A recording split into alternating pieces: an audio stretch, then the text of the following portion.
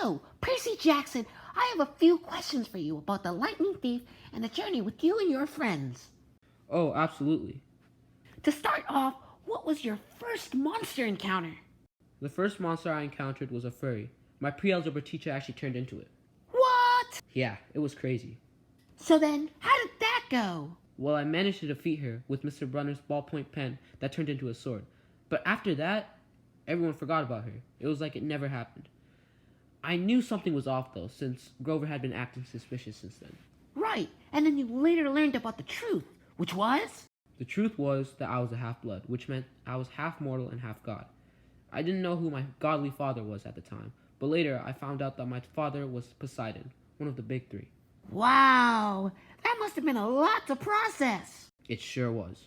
So, what was the second monster you faced? The second monster I fought was a minotaur on a car ride to a camp my mother insisted I go to. In the battle, I lost my mother. I was so devastated. Although I was scared, I used my anger to fight and ended up beating the minotaur. You said something about a camp. What happened when you arrived there? I arrived at the camp, which was called Camp Half-Blood, where there were other half-blooded people just like me. I also met Chiron, who was my Latin teacher, Mr. Brunner, which was surprising. Anyway, apparently there was a problem between the gods of the big three. Zeus's lightning bolt had been stolen, and he accused me, the son of Poseidon, of stealing it. He threatened my father that he would kill me if the bolt wasn't returned by summer solstice. It was then when I was given a quest to somehow return something that I didn't steal. In shorter words, I had to save the world. Surely you didn't go on this quest alone, right? Of course I didn't. I went with my friends Grover, a half-man, half-goat, and Annabeth, the daughter of Athena.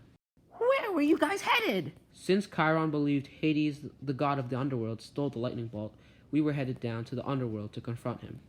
What were some of the challenges getting to the underworld?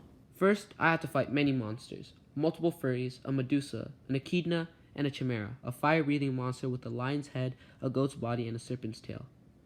My friend and I also went to a casino where we completely lost track of time. Afterwards, we ended up with only 1 day left to return the bolt, but we were able to get to the underworld just in time. When you guys arrived to the underworld, what happened next?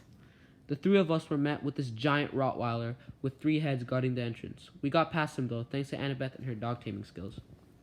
This is when you confront Hades, get the lightning bolt, return it, and the story ends, right? No. Actually, this is when I find out that Hades has my mother and accuses me of stealing the bolt and his Helm of Darkness. He said he would not return my mother unless I returned his helm. What? That's crazy! You didn't steal the items, did you? No, well, at least I didn't think I did.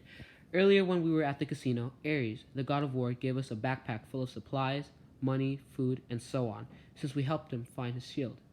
So, when I opened the backpack, the 2 items were inside the bag. Turns out, Ares actually stole the things and planted them inside the bag that he gave me, so it would look like I actually did steal them. He is the god of war after all, so it made sense that he was trying to do this to start some sort of conflict between the gods. Oh my good golly great gracious heavens! A plot twist! Yeah. So then, I'm guessing you took the lightning bolt and returned it. Yes, Grover, Annabeth, and I flew over to Mount Olympus just in time to return Zeus his lightning bolt. That is where it all ended.